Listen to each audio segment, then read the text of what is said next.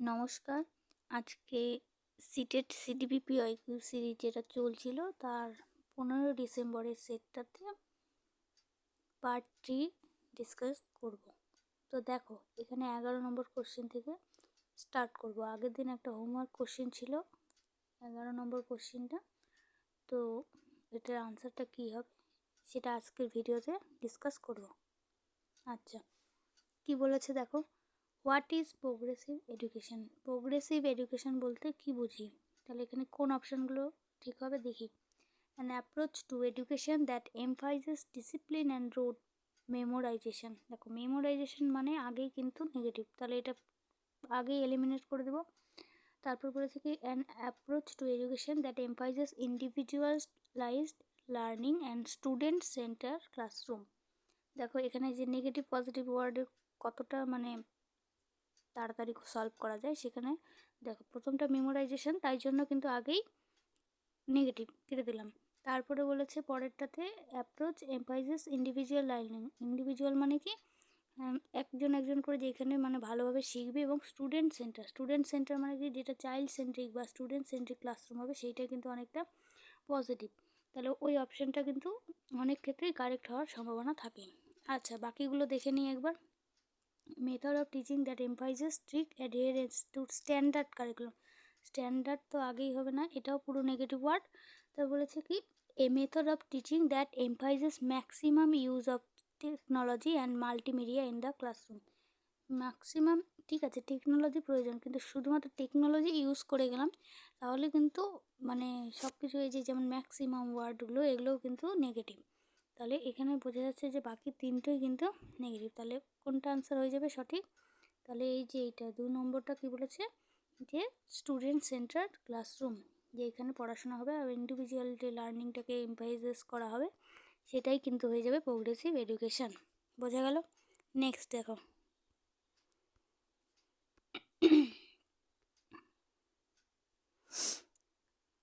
আচ্ছা, 12 নম্বরটা কি বলেছে দেখো, একটা অ্যাজারশন আছে, একটা রিজনিং আছে। Girls in middle school might often be silent and non participative in classroom discussions. এবার বলেছে যে মিডল স্কুল, যে মাধ্যমিক বিদ্যালয়গুলোতে যদি মেয়েরা থাকে, তখন অনেক ক্ষেত্রে কি তারা সাইলেন্ট থাকে এবং নন পার্টিসিপেট, কোনো ক্লাসরুমের ডিসকাশনগুলোতেও অনেক সময় অংশগ্রহণ করতে চায় না।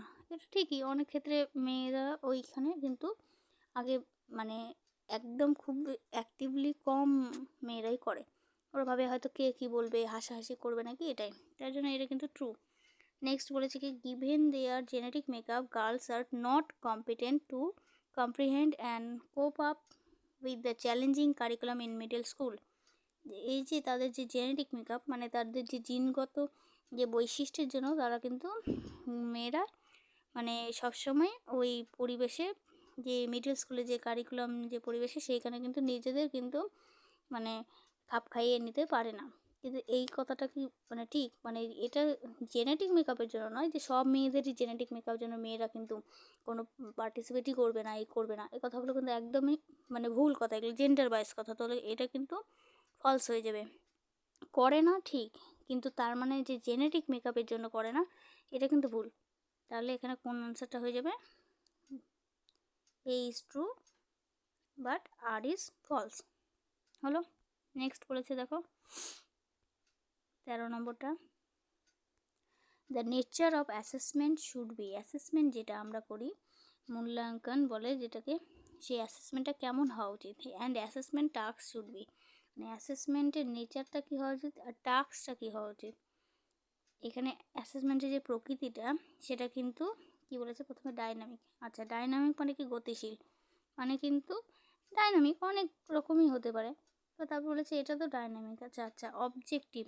অবজেক্টিভ মানে কি, বস্তুনিষ্ঠ, শুধুমাত্র অবজেক্টিভ কিন্তু হবে না। এবার দেখো আরেকটা শর্টকাট কি, এই যে স্ট্যান্ডার্ডাইজ বলেছে। স্ট্যান্ডার্ডাইজ মানে তো আগে নেগেটিভ, তাহলে এই দুটো অপশান আগেই বাদ। এবার আছে অবজেক্টিভ আর অথেন্টিক, আর ডাইনামিক আর অথেন্টিক, এই দুটোর মধ্যে। এবার ডাইনামিক বিষয়টা কিন্তু বেশি পজিটিভ, গতিশীল। এবার অ্যাসেসমেন্টের নেচারটা কিন্তু গতিশীল থাকতে পারে, চেঞ্জও হতে পারে, বা একটু কিছু মডিফাইও করা যায়। তো সেই জন্য কিন্তু এটা ডাইনামিক। আর অ্যাসেসমেন্টের টাস্ক কিন্তু সেটা হতে পারে অথেন্টিক, একদম যেটা ঠিক জিনিস, সঠিক জিনিস, সেটাই কিন্তু অ্যাসেসমেন্টের টাস্ক হওয়া উচিত। তাহলে এখানে কোন অপশানটা ঠিক হয়ে যাবে? ডাইনামিক আর অথেন্টিক। অবজেক্টিভটাও কিন্তু হবে না। বোঝা গেল? নেক্সট বলেছে দেখো 14 নম্বর কোশ্চেনটা অ্যাজারশন আছে আরেকটা। It is advisable not to rely on standardize test while conducting assessment for learning. এটা বলা হচ্ছে যে শুধুমাত্র স্ট্যান্ডার্ডাইজ টেস্ট যেগুলো, যেমন সিটেট, এই যে এগুলো স্ট্যান্ডার্ডাইজড, মানে একটা স্ট্যান্ডার্ড, এখানে একটা 90 পেতে হবে। সেই 90 মার্কস যারা যারা পাবে তারা পাস, যারা যারা পাবে না তারা কিন্তু ফেল। এবার অনেক ক্ষেত্রে হয়তো 90 মার্কস পাওয়া স্টুডেন্টেরও সেই ক্যাপাবিলিটি থাকে না, কিছু ক্ষেত্রে হয়তো 90 পায়নি কিন্তু ওর অন্য অন্য ক্যাপাবিলিটি থাকতে পারে। এবার ওখানে কিন্তু সেটা দেখা হয় না, কেউ কতটা ভালো আনসার লিখছে বা ইয়ে করছে, কি যারা যারা 90 পেয়েছে তারা সবাই পাস।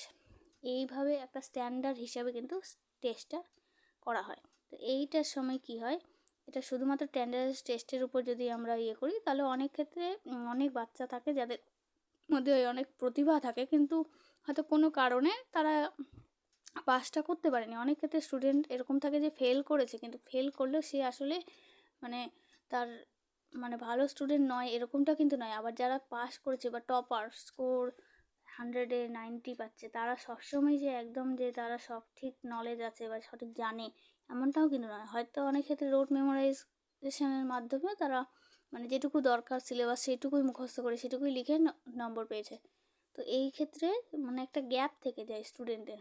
তো এই স্ট্যান্ডার্ডাইজ টেস্টের উপর কিন্তু শুধুমাত্র ভরসা করা উচিত নয় লার্নিংয়ের ক্ষেত্রে। এই জন্য কিন্তু এখনকার স্কুলে কিন্তু দেখবে অনেক ক্ষেত্রে বাচ্চাদের শুধুমাত্র পরীক্ষা, যেটা মানে পেন পেপার, যেটা শুধুমাত্র পরীক্ষা হলো সেটার উপর দেখে না, হলিস্টিক ডেভেলপমেন্ট দেখে, যেখানে বাচ্চা কি, বাচ্চার পারফরমেন্স সব দিক থেকে দেখে। স্পোর্টসে যে বাচ্চাগুলো অনেক সময় পড়াশোনায় উইক হয়, তারা হয়তো স্পোর্টসে ভালো, যারা নাচে ভালো, গানে ভালো, বা অনেক ইনডোর গেমস থাকে এগুলোতে, বা কবিতা আবৃত্তি বা কুইজ যেগুলো হয় সেগুলোতে তাদের ব্রেনে অনেক কাজ করে। এই ধরনের হিসাব করে তাদের মানে প্রত্যেকটা বাচ্চার কিন্তু অ্যাসেসমেন্ট করা উচিত। তাহলে এটা ঠিকই বলেছে, ট্রু। তারপর বলেছে কি রিজনটা দিয়েছে, ইন ক্রাইটেরিয়া রেফারেন্স টেস্টিং। এই যে বললাম ক্রাইটেরিয়া মানে সিআরটি, যেটা সেটা একটা কি এক্সাম্পল হলো সিটেড। এবার এই পরীক্ষাগুলোতে কি হয়, scores are compare to set a performance standard. তাহলে এই যে পারফরমেন্সটা মানে একটা যে এই সেট করা হয় যে এত পার্সেন্ট মার্কস পেলেই তারা কিন্তু পাস। তো এই জন্যই শুধুমাত্র নন মানে স্ট্যান্ডার্ডাইজ টেস্টের উপর কিন্তু ভিত্তি করে থাকা উচিত নয়। তাহলে এটাও ট্রু। এবার এইটা কিন্তু এটার কারণ বলছে, কারণ কেন উচিত নয়, কারণ এগুলোতে একটা পারফরমেন্স সেট করে দেয় যে এর উপর পেলে তারা ভালো পারফর্মার, এরকম। তো তার জন্য কিন্তু এই অপশানটা কী হয়ে যাবে, both A and R true and R is the correct answer হলো। তাহলে এই কোশ্চেনটা বোঝা গেল। তারপরে বলেছে নেক্সট দেখো, which of the following is an example of a question that promotes analytical skills? analytical মানে যেখানে আমরা বিশ্লেষণাত্মক, মানে আমরা ক্রিটিক্যাল থিঙ্কিং করব কোনো বিষয়কে। ধরো এই একটা বিষয় প্রবলেমটা একটা সলিউশন, শুধুমাত্র একটা নয় অনেকভাবে সলিউশন করা যাবে, মানে অনেক কিছু ভেবে চিন্তে সেটাকে কিন্তু আমরা অ্যানালিসিস করব। ধরো আমরা সিটেটে এই সিডিবি চ্যাপ্টারটাতে কোনো মানে সমস্যা হচ্ছে, তো সেখানে আমার হয়তো 20 মার্কস আসছে, এবার 30 কেন আসছে না, কীভাবে আসবে, এই যে অ্যানালিসিসগুলো করছি এগুলো কিন্তু একটা অ্যানালিটিক্যাল থিঙ্কিং বা স্কিল। এবার এখানে কোন কোশ্চেনটা এই অ্যানালিটিক্যাল স্কিলটাকে বাড়াবে। What is the definition of A mammal? এবার ডেফিনেশন সে তো মুখস্থ করে আছে, ম্যামাল কাকে বলে, স্তন্যপায়ী, বলে দিল হয়ে গেল। কিন্তু এটা কি অ্যানালিটিক্যাল বাচ্চা কি ভাববে না। এক্সপ্লেন দ্য কী ক্যারেক্টারিস্টিক, এবার কী ক্যারেক্টারিস্টিক মানে কিছু বৈশিষ্ট্য ম্যামালের, ওটা মুখস্থ আছে বলে দিল, বাচ্চার ভাবার দরকার পড়বে না। তবে বলেছে কি, how have mammals adapted to their environment, কীভাবে এই স্তন্যপায়ী প্রাণীরা তাদের পরিবেশে নিজেদেরকে মানিয়ে নেয়। এবার মানিয়ে নেয় যখন বলবে কীভাবে, হাউ, এই হাউ যখন কোশ্চেনটা করবে তখন তাদের ভাবতে হবে যে এরকম পরিবেশে তাদের এই বৈশিষ্ট্যগুলোকে এইভাবে কাজে লাগিয়ে মানে তাদের এই পরিবেশটাকে মানিয়ে নেওয়ার জন্য কীভাবে কাজগুলো করে সেটা কিন্তু ভাবতে হবে। তো তারপর বলছে কি tell a few examples and few non examples of mammals given in the textbook. এটা পুরো মুখস্থ বলবে যে টেক্সট বুকে এগুলো এগুলো ম্যামাল আর এগুলো এগুলো নন এক্সাম্পল। তাহলে এখানে অ্যানালিটিক্যাল থিঙ্কিং বলতে কিন্তু শুধুমাত্র এই 3 নম্বর কোশ্চেনটাই বলছে, বোঝা যাচ্ছে? আচ্ছা, নেক্সট একটা হলো হোমওয়ার্ক কোশ্চেন দিই। সেটা হলো বলেছে একটা অ্যাজারশন আর একটা reason. An inclusive classroom does not offer differentiate instruction. Inclusive classroom কী করে? ডিফারেন্সিয়েট ইনস্ট্রাকশন অফার করে না। কেন? বলেছে inclusion is a policy that stresses equal opportunity by providing same learning goals, strategies and assessment methods. তো কোন অপশানটা ঠিক হবে সেটা সবাই জানিও। ঠিক আছে, আজকের ভিডিওটা এখানেই শেষ করছি। ধন্যবাদ।